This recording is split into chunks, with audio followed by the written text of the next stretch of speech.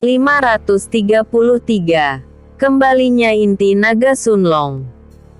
Xiao Tian telah berhasil mengalahkan Dragon God Blood Chameleon karena merebut paksa relik yang terikat dengan tubuh lawannya itu meski tanpa unsur kesengajaan.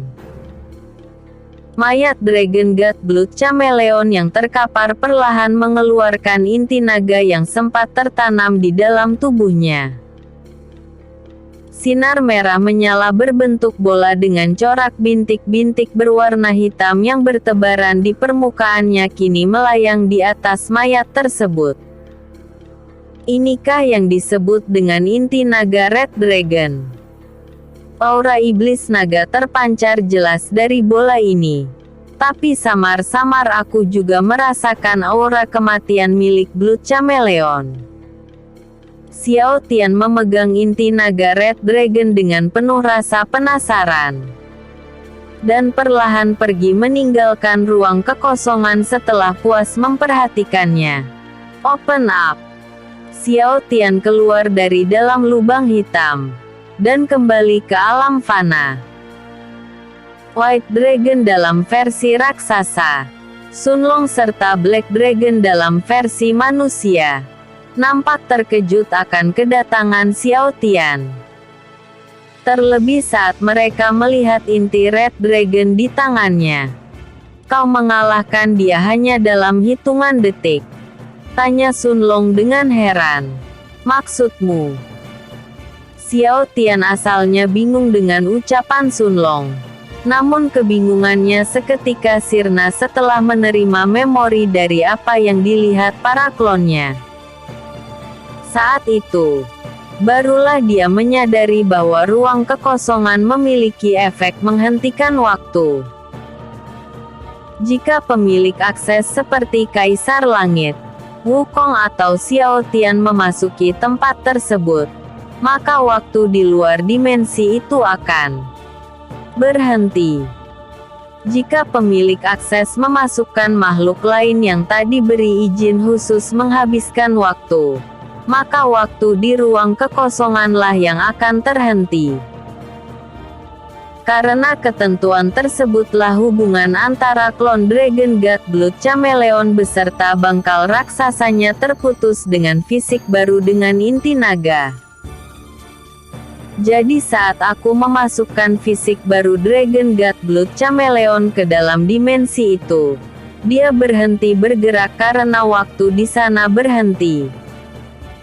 Pikir Xiao Tian setelah menyadari sesuatu. Tepat sekali. Itulah mengapa aku memberikanmu akses masuk ke dimensi merah kekosongan. Sambung Wukong melalui telepati. Sunlong merasa agak jengkel karena Xiao Tian tak merespon ucapannya. Dia berdeham cukup kencang hingga kembali mendapatkan perhatian Xiao Tian. Maaf. Aku terpikirkan hal lain tadi. Xiao Tian sedikit terkejut. Dan mulai melirik ke arah Sunlong. Dan saat mata mereka bertatapan, tanpa ragu Xiao Tian melemparkan inti naga Red Dragon. Ambil ini. Kau memberikannya begitu saja? Tanya Sunlong heran. Memangnya kenapa? Apakah kau ingin menolak? Kalau begitu berikan saja padaku. Sambung Xiao Tian sembari menyodorkan tangannya. Enak saja. Hal yang sudah diberi tak boleh diminta lagi. Sunlong memeluk inti naganya dengan cukup erat. Dan tak lama setelah itu, dia pun menyerap inti tersebut ke dalam tubuh manusianya. Seketika rupanya pun berubah. Rambutnya memanjang dan berubah memerah. Sedangkan matanya berubah menjadi kuning keemasan dan agak menyala layaknya seekor naga suci pada umumnya. Tubuhnya kembali agak memuda. Dan raut wajahnya berubah menjadi sosok yang jauh lebih menarik. Kini dia tak terlihat seperti pria tua yang dia ambil alih tubuhnya lagi. Akhirnya kau mendapatkan fisik suci dan inti nagamu. Red Dragon. Kini kau dapat berubah ke wujud naga. Seperti saat kita di alam atas. Suara White Dragon menggema di mana-mana. Aroma naga yang kuat. Tak ada bau busuk manusia yang tercium dari tubuhku lagi. Jadi tubuh ini benar-benar berevolusi ke tubuh makhluk suci. Gumam Sunlong sembari menatap kedua tangannya. Dan mendapati tato hitam kemerahan yang terus menjalar turun dari balik lengan pakaiannya. Apa ini? Kenapa ada aroma bunglon busuk itu dari benda hitam ini? Saat Sunlong sedang bingung akan corak hitam yang menjalar turun hingga punggung tangannya, Black Dragon melesat mendekat ke arah White Dragon dengan semangat berapi-api. Apakah ucapan Anda tadi sungguh-sungguh? Ucapan yang mana? Tanya White Dragon. Itu loh. Yang katanya jika memiliki fisik suci dan inti naga yang sudah bangkit akan mendapat kemampuan untuk merubah ke fisik naga. Black Dragon menatap White Dragon dengan penuh harap dan semangat berapi-api. Ah tentu. Jawab White Dragon dengan sedikit merasa heran. Kalau begitu akan ku coba sekarang juga. Black Dragon merubah fisiknya ke fisik naga raksasa. Dan mendapati dirinya tak jauh berbeda dari White Dragon. Meskipun ukuran raksasanya tak sebesar White Dragon, namun ukurannya saat ini sudah jauh lebih besar dari ukurannya di masa lalu. Jadi ini rasanya saat menjadi sebesar dan setinggi gunung. Black Dragon nampak bersemangat. Sementara itu di sisi Xie Tian, Sunlong masih merasa jengkel dengan aroma Blood Chameleon di tubuhnya. Meskipun samar-samar, aroma tersebut mengingatkan dirinya akan Blood Chameleon yang pernah menyerang dan mengganggu ketentraman dirinya dan Black Dragon baik saat di alam atas maupun saat jatuh ke alam fana. Nampaknya setengah dari inti Blood Chameleon terserap masuk ke dalam inti naga milikmu. Maaf karena tak sempat memperingatkanmu tadi. Xiao Tian menatap Sunlong dengan perasaan menyesal karena berpikir bahwa Sunlong mungkin tak akan langsung menyerap inti naganya dan menyingkirkan inti Blood Chameleon terlebih dulu. Namun apa yang Xiao Tian pikirkan tidak sepenuhnya benar. Semua karena Sunlong tak mungkin membiarkan inti naganya tetap di luar tubuh dalam waktu lama saat sudah menerimanya. Tak peduli seburuk apapun kondisinya. Inti yang telah menyatu tak dapat terpisahkan. Jadi meski kau memperingatkanku akan adanya setengah inti Blood Chameleon yang tercampur dengan inti nagaku, tak akan ada yang berubah. Aku akan tetap menyerapnya ke tubuhku. Meski begitu aku tetap saja merasa jengkel akan aroma makhluk sialan yang pernah membantai rasku hanya demi merebut inti naga yang kubawa kabur ke alam fana. Sunlong nampak begitu kesal. Dan Xiao Tian tak dapat melakukan apapun. Dalam kondisi rumit yang Sunlong alami itu, White Dragon kembali memotong pembicaraan dengan berkata, yang terserap ke intimu kan hanya setengah dari inti Blood Chameleon. Kau hanya perlu menekan pengaruhnya dengan inti penuh milikmu untuk menyembunyikan aromanya. Begitu ya. Sunlong berkonsentrasi penuh sembari menatap tato hitam di kedua lengannya. Sembari berpikir untuk menekan setengah dari inti Blood Chameleon. Tak lama setelah itu, tato hitam tersebut perlahan naik dan kembali masuk ke dalam pakaian Sunlong. Aroma ras Blood Chameleon yang sebelumnya samar-samar pun perlahan lenyap hingga tak bersisa. Wah, berhasil. Sunlong nampak begitu senang. Tolong urus yang lainnya, ucap Xiao Tian melalui telepati. Dia memerintahkan puluhan klonnya untuk mengurus anggota sekte pembasmi iblis yang masih terpencar. Sementara dirinya bersiap menuju lokasi di mana salah satu reinkarnasi Biksu Tong berada. Aku pergi dulu. Xiao Tian pamit pergi karena tak mau merepotkan para naga suci yang nampak sedang menikmati momen mereka. Tunggu aku, tuanku. Black Dragon versi raksasa terbang mengikuti Xiao Tian dengan sukarela. Sementara Sun Long merasa terkejut saat melihat wujud Black Dragon dalam bentuk naga hitam raksasa sebesar gunung. Apa itu Black Dragon? Dia sudah bisa kembali ke fisik naga. Apa-apaan perubahannya itu? Apa dia ingin menghancurkan daratan ini? Sun Long begitu terkejut hingga matanya terbelalak begitu lebar. Mulutnya pun terbuka cukup lebar di saat baru melihat fisik Black Dragon karena saking terkejutnya.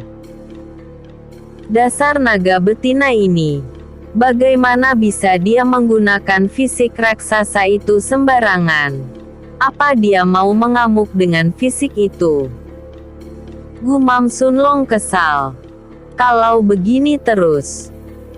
Sun Long berpikir cukup keras sembari terdiam sementara waktu. Lalu memutuskan untuk mengikuti aksi Black Dragon karena memiliki keinginan mengamuk sejak lama. Aku kan jadi ingin ikut mengamuk juga. Setelah berubah ke fisik naga merah raksasanya, Sun Long pun turut melesat maju dengan semangat berapi apel. Dasar para naga muda. Hobinya membuat kegaduhan saja, ucap White Dragon yang telah kembali ke wujud manusianya. Memangnya kau tak begitu? Tanya Dewa Petir yang mendadak muncul di belakang punggung White Dragon. Kau kan pernah hampir memusnahkan seluruh benua alam fana hanya karena terganggu tidurnya. Itu. White Dragon tak bisa membantah.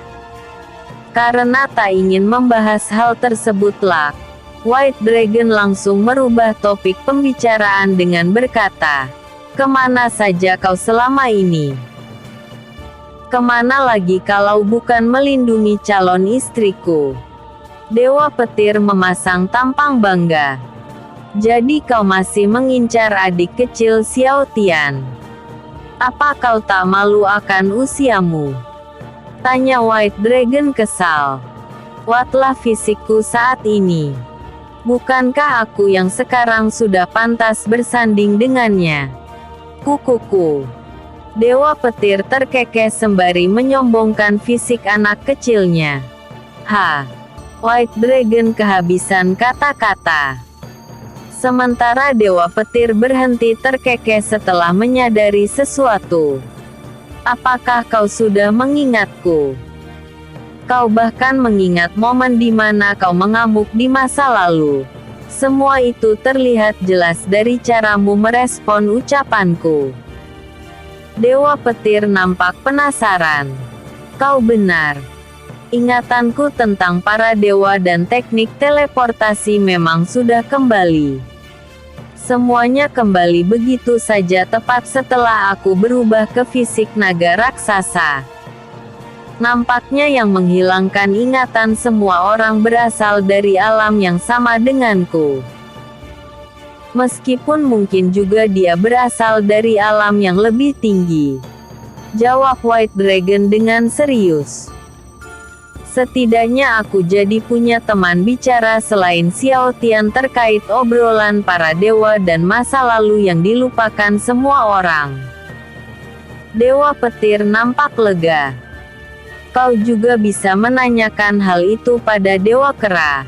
Meski samar, aku bisa merasakan kehadirannya di sekitar Xiao Tian. Black Dragon dan Red Dragon juga sudah bisa kau tanyai soal masa lalu. Karena mereka juga sudah memiliki fisik naga alam atas sepertiku. White Dragon menatap Dewa Petir dengan penuh keyakinan. Setelah mendengar ucapan White Dragon, Dewa Petir segera larut dalam pikirannya. Dan White Dragon pun berhasil merubah topik pembicaraan. Jadi Dewa Kera dapat ke alam fana dan berhubungan dengan Xiao Tian meski hubungan antar alam langit dan alam fana diputus paksa oleh hukum alam langit. Terima kasih atas informasimu, Dewa Naga. Dewa Petir melesat pergi menyusul Xiao Tian. Beraninya kau memanggilku dengan sebutan yang mirip dengan para penjaga lautan. White Dragon nampak kesal. 534. Akhir dari Sekte Pembasmi Iblis. Dengan bantuan Huan Ran dan si gendut, Jingmi dan Kaibo berhasil mengalahkan para biksu agung yang pernah menanamkan segel suci ke dalam tubuh mereka. Bersamaan dengan terlukanya para biksu itu, segel di dalam tubuh Jingmi serta Kaibo pun perlahan lenyap hingga tak bersisa. Fisik anak-anak mereka kini perlahan mewujudkan sosok seorang iblis dewasa. Dengan rambut hitam yang perlahan memerah mengikuti warna mata mereka yang turut berubah dari hitam ke merah. Sebelumnya mereka juga dapat berubah ke fisik dewasa untuk sementara. Namun dari segi rambut dan warna mata jelaslah berbeda. Jika saat itu berwarna hitam pekat, kini rambut dan mata mereka berwarna merah menyala. Rambut mereka nampak lurus memanjang, dengan aura iblis yang terpancar kuat di sekujur tubuh mereka. Namun di antara mereka dua, Kaibo lah yang sanggup menggetarkan jiwa semua orang. Semua karena kembalinya Hawa membunuh sebagai seorang mantan jenderal iblis yang pernah mengikuti Dewa Iblis terdahulu. Hawa membunuh ini, biksu agung yang memiliki perawakan mirip seperti biksu Tong melirik ke arah Kaibo dari kejauhan. Posisinya saat itu sedang didesak oleh Suyan mode serigala berkepala dua. Meski sedang diambang kematian, fokusnya teralihkan karena Hawa membunuh Kaibo saat itu melebihi apa yang terpancar dari tubuh raksasa Suyan. Kekuatan jiwa, serta energi ki hasil Kaibo berlatih yang menumpuk sejak tertahan oleh segel di tubuhnya, perlahan menaikkan paksa kultivasi Kaibo hingga ke melebihi bayangan semua orang. Pendekar alam suci lapisan kelima. Bagaimana bisa dia naik sejauh itu?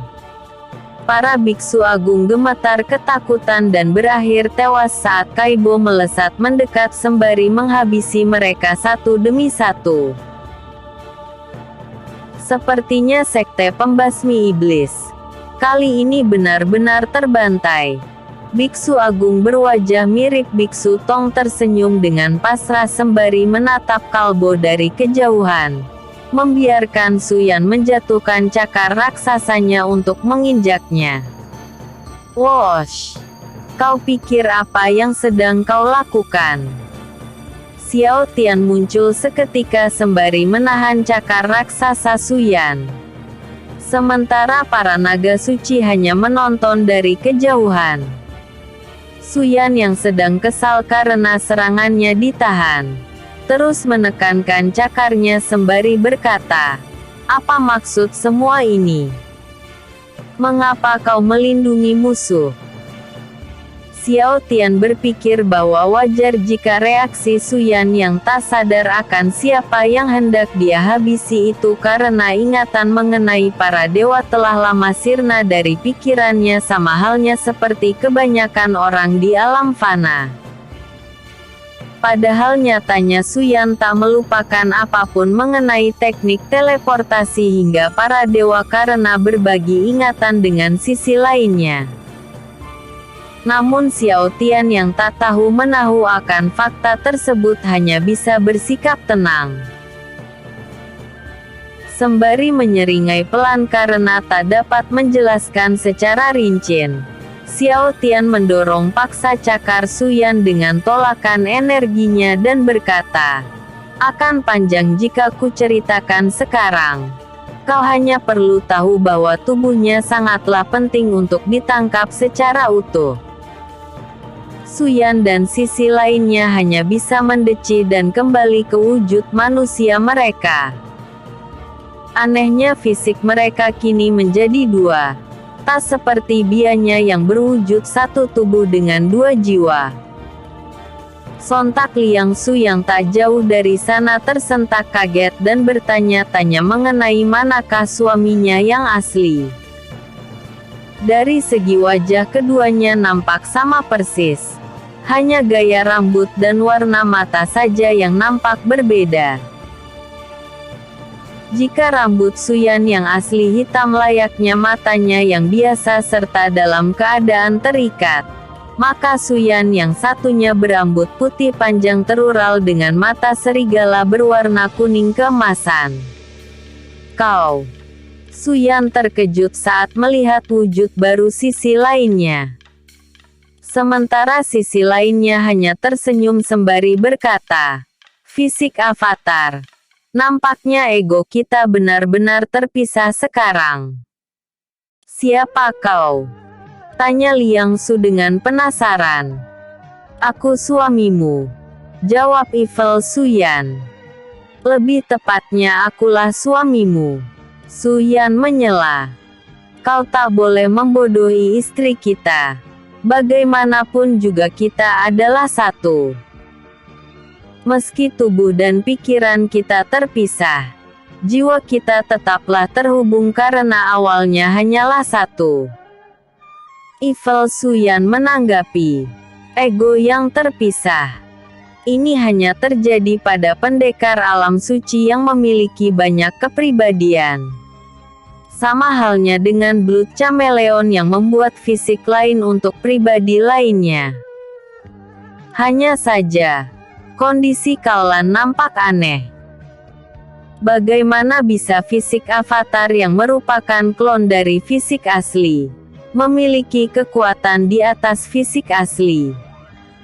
White Dragon yang baru mendarat, menanggapi dengan heran. Sunlong yang sedikit mengetahui cerita Suyan menyela dengan serius. "Itu karena segel jiwa suci yang membagi paksa kepribadiannya." "Segel jiwa suci ya? Aku dengar teknik kuno itu telah lama hilang. Dan setahuku teknik itu akan..." Black Dragon nampak khawatir. Sunlong yang sedikit mengetahui cerita Suyan menyela dengan serius. "Itu karena segel jiwa suci yang membagi paksa kepribadiannya." "Segel jiwa suci ya? Aku dengar teknik kuno itu telah lama hilang. Dan setahuku teknik itu akan..." Black Dragon nampak khawatir. "Mempersingkat umur kami." Suyan dan Evil Suyan menjawab bersamaan. Semua orang terdiam setelah mengkonfirmasi dampak peristiwa yang Suyan alami. Bersamaan dengan itu, Biksu Agung berwajah mirip Biksu Tong mencoba kabur dengan luka dalam yang cukup membuatnya sulit bergerak cepat bebas. Xiao Tian yang sedari awal menyadari, segera membukakan portal alam kekosongan dan menyedot paksa tubuh sang Biksu Agung itu. Tepat setelah tubuh Biksu Agung itu terhisap masuk, sinar keemasan yang muncul keluar dari cincin ruang di jari Xiao Tian melesat masuk ke dalam portal tersebut. "Semoga berhasil Dewa Kera," pikir Xiao Tian sembari melirik sejenak. Memperpendek umur. Sampai kapan? Liang Su nampak begitu terpukul. Sementara kedua Suyan hanya menunjukkan tampang murung sembari berkata, "Entahlah. Yang jelas aku mungkin tak bisa melihat anak kita lahir." Evil Suyan tersenyum palsu mewakili sisi lembut Suyan. Aku tak bertanya padamu. Aku hanya bertanya pada suamiku. Langsu tak ingin mempercayai ucapan Ifel Suyan. Lalu berjalan mendekat sembari memegangi pundak Suyan Asil. Kau akan tetap hidup sampai anak kita dewasa nantikan. Ucapan pria itu bohongkan. Suyan hanya bisa menunduk dengan wajah yang terpukul. Itu benar istriku. Tolong terima saja kenyataan ini. Kami hanya bisa hidup paling lama sekitar 1 bulan lagi. Ifel Suyan kembali menanggapi. Liang Su terus menatap fisik asli Suyan sembari berharap mendapatkan jawaban lain. Namun sayangnya Suyan asli pun tak dapat membantah perkataan itu. Dian mengangguk perlahan dengan wajah sedih. Dan berkata, "Kuharap aku bisa membantahnya. Namun itulah kenyataannya, bro." Liang Su nampak begitu terpukul hingga pingsan dan ditangkap oleh Ifel Suyan. Sementara Xiao Tian dan yang lainnya menatap ke arah Suyan asli lalu berkata, "Apakah ada cara untuk memperpanjang umurmu? Kami belum tahu. Maka dari itu kami nampak terdesak." Suyan menanggapi dengan lemas. "Hanya ada satu cara menyelesaikan hal ini, yaitu menyingkirkan segel jiwa suci dari dalam tubuhmu. Sayangnya hanya pengaktif segel saja yang bisa melakukannya." White Dragon menanggapi. "Aku tak tahu persis bagaimana wajah pengguna segel kuno itu. Namun setahuku dia begitu dekat dengan Raja Kerajaan Apel, yang menjadi dalang dari musnahnya seluruh rasku." Ifel Suyan menanggapi dengan kesal. "Lalu kenapa kau tak tanya langsung saja kepadanya?" Sun Long menyela. "Mustahil. Semua karena ingatannya tentangku dan seluruh kejadian di masa lalu yang terkait dengan rasku benar-benar menghilang dari pikirannya." Ifel Suyan menanggapi sembari menjelaskan bahwa dia telah menemui dan mencoba mencuci otak ayah angkat Suyan beserta seluruh warga kerajaan api yang selamat dari jeritan Dewa Iblis alam bawah. Jika ingatannya terganggu, maka ini ada kaitannya dengan para dewa.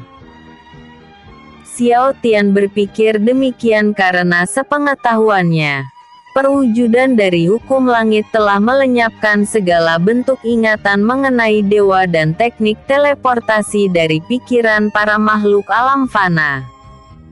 Itu masuk akal. Para naga suci dan Ifel Suyan menanggapi. Sementara itu di belahan benua lain, nampak para suku albino yang sedang berjaga mengelilingi pemuda berbadan kekar yang nampak sedang memejamkan mata sembari bermeditasi. Dengan mata yang perlahan membuka, pria itu pun berkata, "Tubuh lainku telah diratakan. Hanya fisik ini yang tersisa. Manusia itu kini hanya kekurangan 2 buah relik Kaisar Iblis lagi untuk mewujudkan keinginannya. Dan sepertinya relik yang belum dia miliki merupakan relik terpenting yang harus kudapatkan terlebih dulu." Relik waktu 535. Tubuh mati yang bangkit kembali. Relik Kaisar Iblis ialah relik kuno yang diciptakan oleh Dewa Obat sebelum lenyap dari alam langit.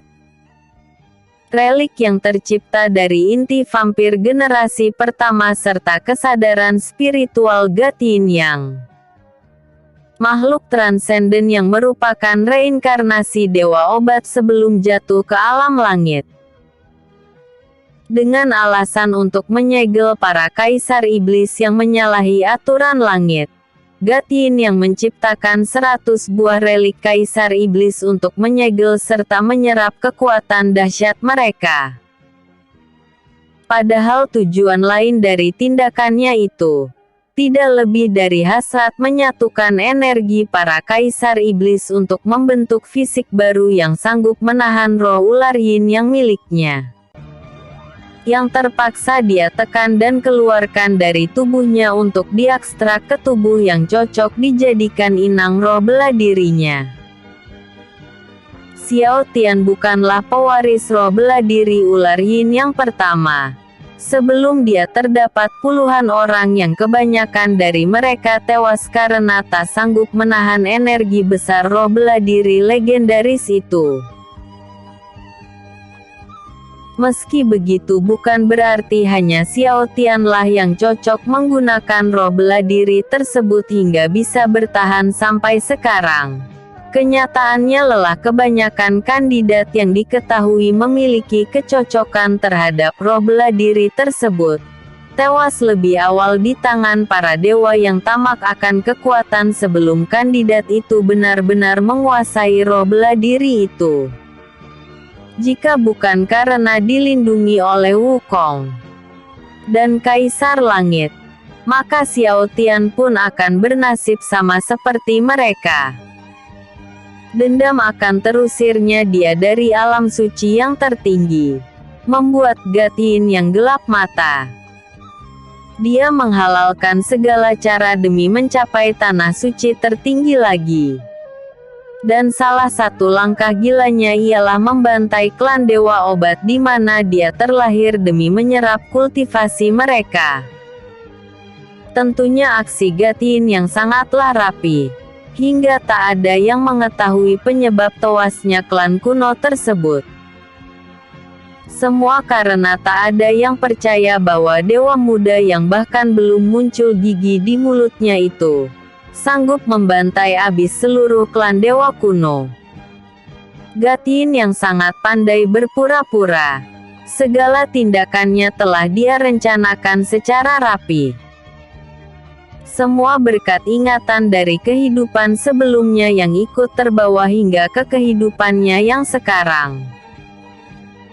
Sejak tersebarnya relik Kaisar Iblis yang telah menyerap dan menyegel energi para Kaisar Iblis, hingga sekarang, terhitung sebanyak 97 relik yang telah menyatu ke dalam tubuh Xiao Tian.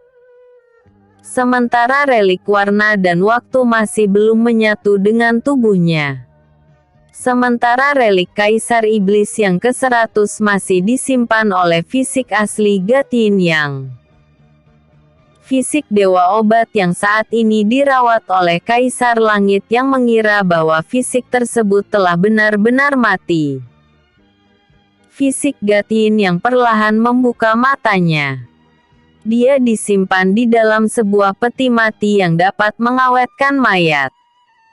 Peti tersebut terletak di ruang rahasia Kaisar Langit dan dijaga ketat oleh para penjaga baik di dalam ruangan maupun di luar ruangan.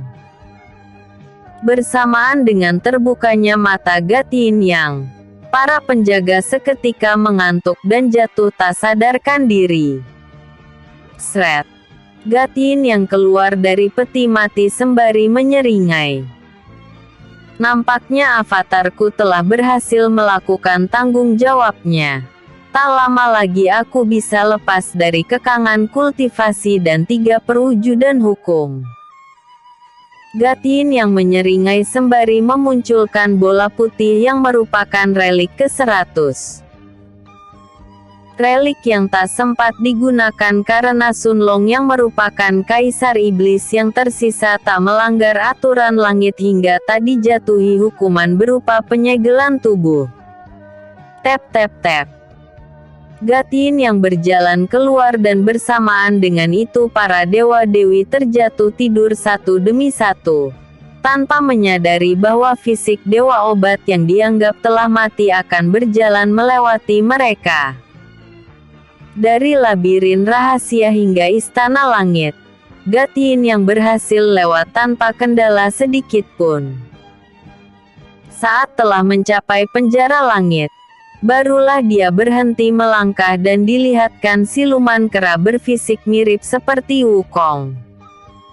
Tahanan langit yang dianugerahi keabadian hingga harus dikurung seumur hidup. Kera Tumpei. Gatin yang menyeringai saat melihat targetnya tertidur begitu nyenyak. Kaisar Iblis Sunlong telah berubah menjadi makhluk suci. Kekuatannya sudah melebihi daya tahan relik kunoku. Satu-satunya cara untuk melengkapi penyatuan 100 inti relik, aku harus menyegelmu sebagai ganti Sunlong. Gatin yang merapalkan mantra kuno. Lalu muncullah lingkaran sihir tepat di atas tubuh siluman kera itu. Sembari melukal fisik kera malang itu menggunakan pedang penjaga, Kera Tumpei yang tertidur pun perlahan membuka matanya. Siapa kau?" tanya Kera Tumpei yang nampak tertusuk pedang dan tak dapat bergerak karena lingkaran sihir di atas tubuhnya. Serat. Gatin yang menarik kembali pedangnya, lalu melumuri relik Kaisar Iblis dengan darah siluman kera itu. Set. Gatin yang mencium telunjuknya dengan pandangan mengancam. Hawa membunuh beserta tekanan yang mendominasi melenyapkan nyali sang siluman kera hingga bergetar ketakutan. Selama ini dia tak pernah takut disiksa, dan tak pernah takut akan kematian berkat anugerah keabadiannya. Ini adalah pertama kali baginya merasakan ketakutan yang mendalam, hingga berharap agar semua itu hanyalah mimpi. Orang ini berbahaya. Aku akan benar-benar mati kali ini. Gumam sang siluman kera dengan fisik yang mulai memudar dan berubah menjadi setumpuk cahaya. Wosh!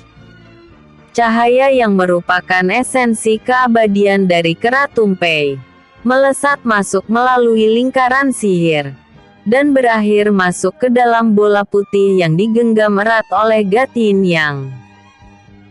Terhitung 5 detik sejak bola itu menyerap esensi keabadian, dan menyegel kesadaran sang siluman kera. Relik Kaisar Iblis yang sebelumnya berwarna putih polos berubah warna menjadi kuning keemasan dan memancarkan aroma siluman. Meskipun kera ini bukan seorang Kaisar Iblis, auranya boleh juga. Dengan ini genap sudah 100 relik yang bisa kumanfaatkan untuk menentang batasan ketiga perwujudan hukum. Bersiaplah akan kedatanganku, Emperor God, tegas Gatin yang dengan senyum jahatnya.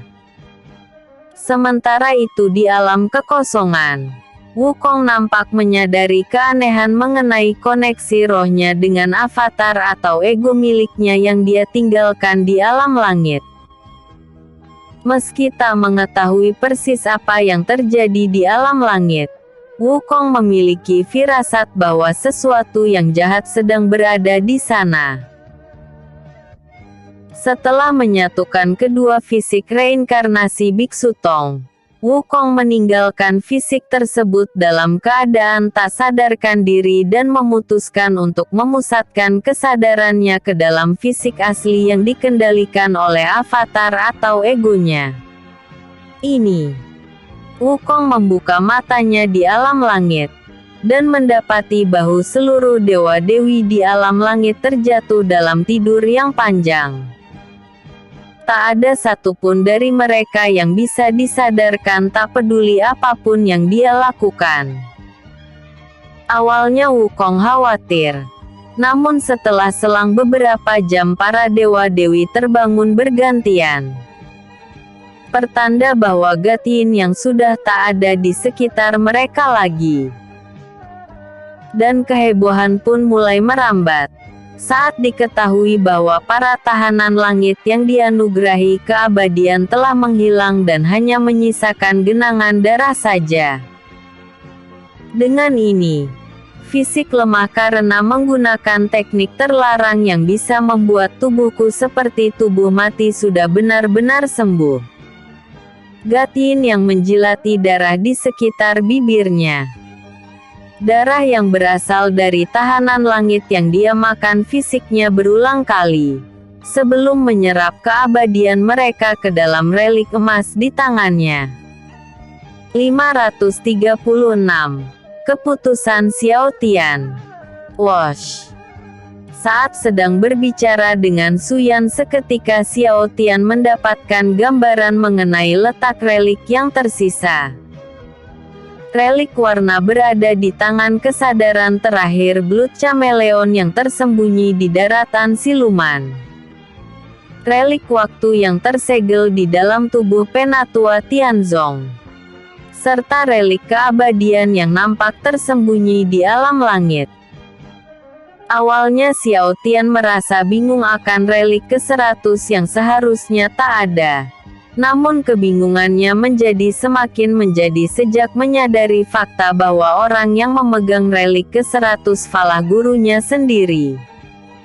Bagaimana ini mungkin? Bukankah guru seharusnya tiada? Xiao Tian mengungkapkan kebingungannya tanpa tersadar. Apa kau sedang menyumpahiku? Dewa petir yang baru datang menyusul terlihat memasang wajah kesal. Bukan kau. Xiao Tian menyela dengan ragu. Lalu siapa? Dewa Kera. Tanya Dewa Petir dengan tampang tak serius. Dewa obat sebelum diriku. Jawaban Xiao Tian mengejutkan semua orang yang masih memiliki ingatan mereka. Yaitu Dewa Petir, ketiga naga suci dan 2 wujud Suyan. Kau tak sedang bercandakan. Dewa Petir seketika menjadi begitu serius karena pernah menjalin persahabatan dengan sang Dewa Obat.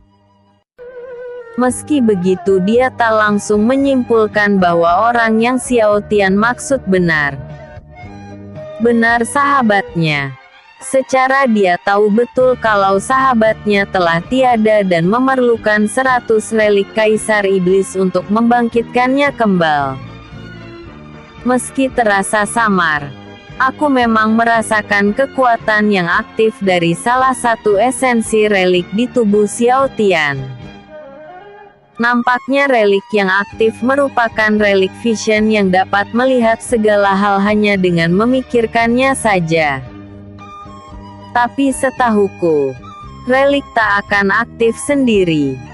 Pasti ada yang memicu hal tersebut.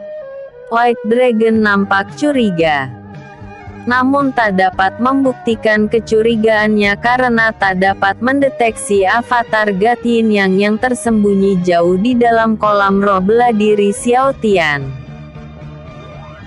Saat semua mata sedang tertuju pada Xiao Tian, Taiwu yang baru saja datang menaiki naga birunya dengan maksud melapor kesuksesannya dalam memberantas anggota sekte pembasmi iblis, segera menyela dengan berkata, apakah relik vision benar-benar dapat menunjukkan apapun yang terpikirkan oleh penggunanya? Sangat wajar bagi Taiwu tertarik dengan efek dari relik itu. Semua karena sudah sejak lama dia kehilangan hal yang tak bisa dia abaikan sampai sekarang. Ibu kandung yang dibawa kabur oleh ras vampir yang mengatakan bahwa dia berasal dari sekte kegelapan. Tentu saja, White Dragon menanggapi. Kalau begitu, bisakah Anda cari tahu di mana para vampir menyembunyikan ibuku? Taiwu menunduk dengan penuh harapan. Akan ku coba, jawab Xiao Tian tanpa ragu. Dia memejamkan matanya sembari membayangkan wajah ibu dari Taiwu. Dan mendapat sebuah gambaran bahwa saat ini, para vampir sedang bersembunyi jauh di benua lain yang disebut dengan Pulau Kematian. Benua yang diselimuti oleh asap beracun yang terletak jauh di seberang lautan yang menjadi garis pembatas antara daratan siluman dan daratan vampir. Jika daratan vampir adalah ujung dari daratan baru yang terhubung dengan daratan elemen, maka daratan siluman serta tanah kematian merupakan pulau lain yang harus dicapai melewati lautan luas yang mengelilingi sebagian besar wilayah batas daratan vampir. Melihat Xiao Tian terdiam cukup lama, Tai Wu yang begitu penasaran kembali mengangkat suaranya dengan nada yang sopan. "Apakah Anda berhasil menemukannya, Yang Mulia?" Xiao Tian mengangguk tanpa ragu, dan Tai Wu pun tersenyum cukup lebar. Jika teknik teleportasi tak tersegel, mungkin Xiao Tian bisa mencapai pula tersebut dalam hitungan minggu. Namun karena lenyapnya segala bentuk perpindahan jarak jauh, memerlukan waktu berbulan-bulan untuk sampai ke sana. Dan itu pun harus dia lakukan tanpa istirahat sedikit pun. Xiao Tian yang menyadari fakta tersebut hanya bisa meminta Tai Wu pergi bersama klonnya sembari menaiki naga biru untuk mempersingkat waktu. Sementara dirinya memfokuskan diri untuk membantu Su Yan lolos dari kematiannya. "Maaf karena tak bisa membantumu dengan maksimal saat kau sedang membutuhkanku." Xiao Tian nampak menyesal. Namun Kaibo dan Jingmi mencoba menghiburnya dengan berkata, "Jangan khawatir. Kan kami juga ikut dalam membantu Kak Talwu.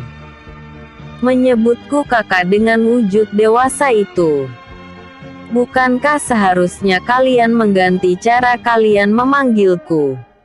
tanya Tai Wu dengan maksud mencairkan suasana. "Hehe. Meskipun tubuh dan pikiranku sudah kembali dewasa seperti dulu, kami tak mau merubah cara kami memanggilmu."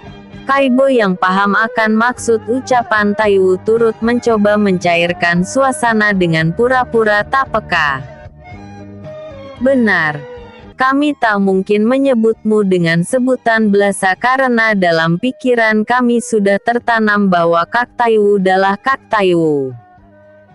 Jingmi memasang wajah polos sembari turut berusaha mengikuti rencana Kaibo dan Tai Wu. "Bukankah itu terlalu kejam? Aku tak setua itu hingga harus dipanggil Kak oleh iblis yang berumur ribuan tahun." Tai Wu berpura-pura kesal dan berhasil mencairkan suasana. "Untuk mencapai Pulau Kematian, kalian harus melewati daratan siluman yang kini dikuasai oleh suku albino dan sisa kesadaran dari God-Blood Chameleon. Kalian yakin semua ini akan baik-baik saja?" Xiao Tian kembali terlihat khawatir setelah menyadari fakta itu. "Kalau begitu, kami juga akan ikut." Tuan Ran dan si gendut menawarkan bantuan mereka. "Jangan lupa sertakan kami juga." Jenderal Tai Long dan kedua saudaranya yang sempat mendengar apa yang direncanakan Tai Wu menyela sembari melompat turun dari atas naga biru mereka. "Karena semua orang akan pergi menuju Pulau Kematian, maka izinkan kami mengikuti Anda menuju ke Kerajaan Api." Jenderal Huang Cheng beserta pasukannya menawarkan bantuan dari atas punggung naga biru yang telah ditaklukkan Talwu. "Bisakah Anda pertimbangkan bantuan kami juga, Yang Mulia?" Pasukan siluman yang menaiki iblis naga hijau mendarat satu demi satu dan turun sembari memberi hormat. "Kerajaan Api tak sebesar itu. Kami berenam saja sudah cukup. Lagi pula tak baik jika mengendurkan pertahanan kerajaan yang baru-baru ini kita kuasai kembali," tegas Xiao Tian dengan yakin. Itu. Semua orang nampak kecewa. 3 naga suci, Xiao Tian Dewa Petir dan 2 Su Yan yang bisa dianggap satu. Memang benar kalian saja sudah lebih dari cukup untuk berurusan dengan sebuah kerajaan kecil seperti Kerajaan Api. Tapi sebagai seorang istri aku Liang Su nampak ingin membantu suaminya. Namun Suyan menentang keras keinginan istrinya itu. Semua demi kandungan yang berada di dalam perutnya. Keputusanku sudah final. Kalian lakukan saja apa yang harusnya kalian kerjakan. Oh iya. Selagi kami pergi, tolong jaga adik serta istriku. Xiao Tian memotong ucapan para siluman yang hendak mengangkat suara mereka kembali. Jika memang itu kehendak Yang Mula Maharaja, maka kami akan mematuhinya. Raja Siluman Rubah beserta para bawahannya memberi hormat secara bersamaan. Setelah tak ada lagi kata penolakan, Xiao Tian segera berbalik dan berkata, "Ayo kita pergi." Ketiga naga suci, Dewa Petir serta dua Suyan mengangguk tanpa terkecuali. Bersambung 537. Kejutan seorang musuh.